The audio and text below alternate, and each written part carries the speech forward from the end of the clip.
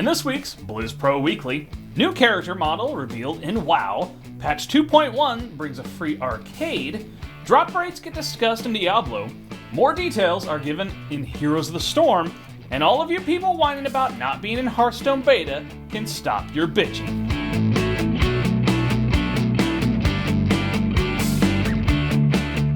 Hey guys, welcome to the newest episode of Blizz Pro Weekly. As always, I'm your, maybe a little too well-bearded host, Chris Arnone. Promised the shirt's gonna stay on last week. I was watching the playback from last week, and I don't really remember that happening, but that was a thing, right? Right, yeah, can't unsee that. I think one of the commenters said that. World of Warcraft! Here's the beef. So, long awaited, a new character model has been revealed for Warlords of Draenor. The human female. It looks like a human female.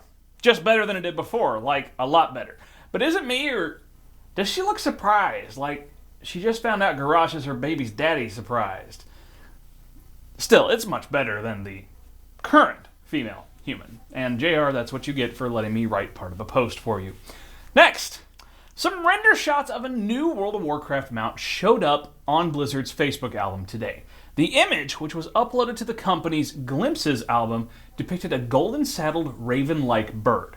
Now, of note is the mount's design, which bears an uncanny resemblance to the Ravenlord mount. The Ravenlord mount, still sought by players through Mist of Pandaria's black market to this day, was available in the Burning Crusade dungeon Sethek Halls. Alright, the boss Anzu would rarely drop the reins of the Ravenlord, allowing players to mount a beast of a similar build by foot, but never by air. Now, it could be that this is at least, in the same thematic vein as Arakoa, a race that Blizzard will be revisiting in a major way in Warlords of Draenor. Now, the revelation is also structured similarly to Blizzard's Scroll of Resurrection hype, in which the company released pictures but scant details about two mounts. The mounts were later revealed to be the Spectral Windrider and the Spectral Griffin. Now, with the historic ties to a timeless Burning Crusade mount and similarities to the Scroll of Resurrection announcement 2 years ago, it seems possible that this may be some way related to a revamp of the now archaic Scroll of Resurrection. Now, whether it's truly a herald of a revisit to the Scroll of Resurrection or a precursor to Warlords of Draenor's release, there's no doubt players everywhere are going to be searching the skies and the web for a way to get their hands on it. Stay tuned, we'll let you know if we hear any more developments. Enough World of Warcraft, let's talk Starcraft II.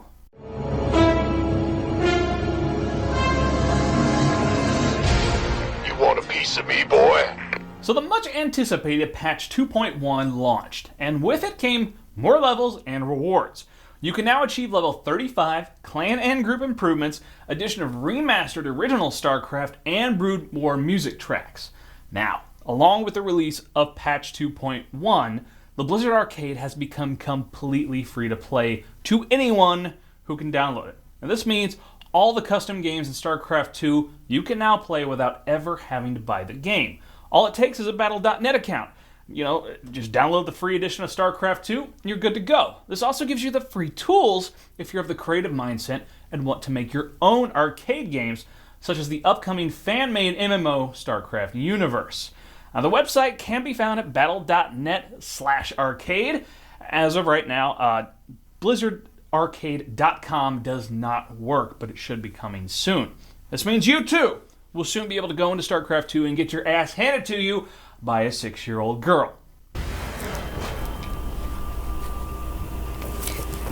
They're so easy to beat, right? Yeah, they're so easy to beat.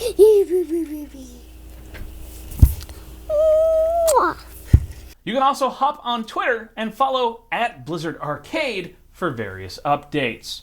How about we talk Reaper of Souls in Diablo? Stay a while and listen. So there has been some debate on this show and out there in the internet as to whether or not Diablo III will come to the Xbox One. As of right now, D3 is only out for consoles on PS3 and 360. Reaper of Souls currently only announced to come out for PlayStation 4. No announcement about any other consoles. However, several retailers lately had opened up pre-orders for Diablo III for Xbox One, but they were quickly removed. Blizzard released a statement regarding this, alright? This is all quotes, alright? One of our goals is to bring Diablo III to as many players as possible, but we don't have any other platform announcements to share at this time. What do you think? Will we be seeing an Xbox One version of Diablo 3 in the near future? Retailers accidentally putting out bad information that never existed in the first place? Personally, I think it will be coming to Xbox One, but they've worked out a nice little deal with Sony, so they're building up all the hype there right now. But we want to know what you think. Drop it down in the comments and let us know. Now, Travis Day wrote some really long forum posts this week about the drop rates currently in Reaper of Souls beta. There's a good post about this on our newly launched Diablo subsite if you want to see the full information, and we'll have it linked down in the show notes. A little brief overview of it though. He discussed that they intentionally made drop rates really high early in the beta to give players an opportunity to get the new items and try them out for testing purposes. They have retuned the drop rate to something lower and feel like they're more in the ballpark on where they want to be when the final game comes out, but they do still have some tuning to go through. Now the coolest part of this post he made was later in the same thread where he gave some details on the legendary drop rates. In Reaper of Souls, they have introduced a system that tracks how long you have been fighting monsters, and if you go too long without seeing the legendary, the drop chance starts to go up until you get a legendary, at which time it resets in the system. Theoretically, you should never go more than a couple hours of not seeing a legendary, and based on your difficulty in playing co-op with friends and whatnot, that time frame will go down. Overall, some pretty cool changes coming to the loot system in Reaper of Souls, making the game an even more rewarding experience. All right, enough of that. I know you want it. You're getting amazed. Here it comes. Heroes of the Storm.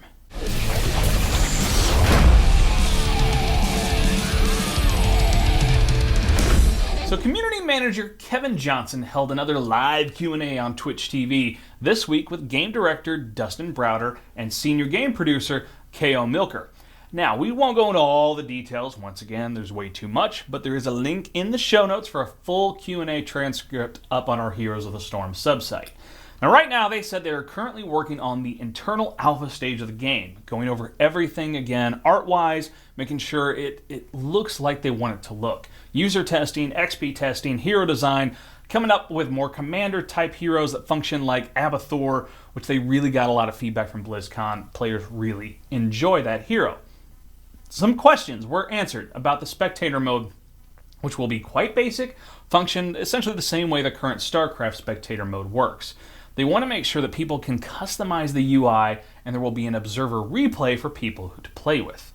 Now, they're also looking at doing a map editor for the game, but since heroes will be free to play, they're worried about it because they just can't ban someone when they make a new account and create more vulgar things. They're still working out the details and the rules of that particular system. Overall, though, the game is looking more and more polished. While there's no details of a beta date as of yet, we have a feeling we're maybe only a couple months away from it. All right, let's talk Hearthstone. Pull up a chair by the heart. So if you follow me on Twitter, you saw me talk about this. JR was right. He predicted, all right, you can flash back a few weeks to our 2014 look ahead. This was all JR's predictions. Open beta January 21st, and sure enough, the damn thing dropped. Open beta January 21st. So you can go download the game right now if you have a Battle.net account. If you don't have an account, the fuck, man, really, go out there. Just make one. It's free. The game is completely free to download, free to play, and since it's a free-to-play game to begin with, this is basically a soft release for the game since everyone can get it. Now, there will be no card resets when the beta ends and the real release happens, so you won't be put off by, your cards disappearing. It's not going to happen. So now, finally, all of you people bitching about not having your betas can go in and play.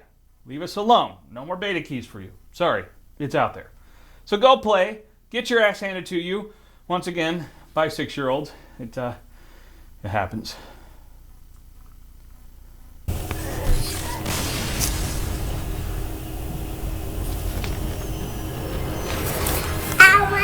He loses.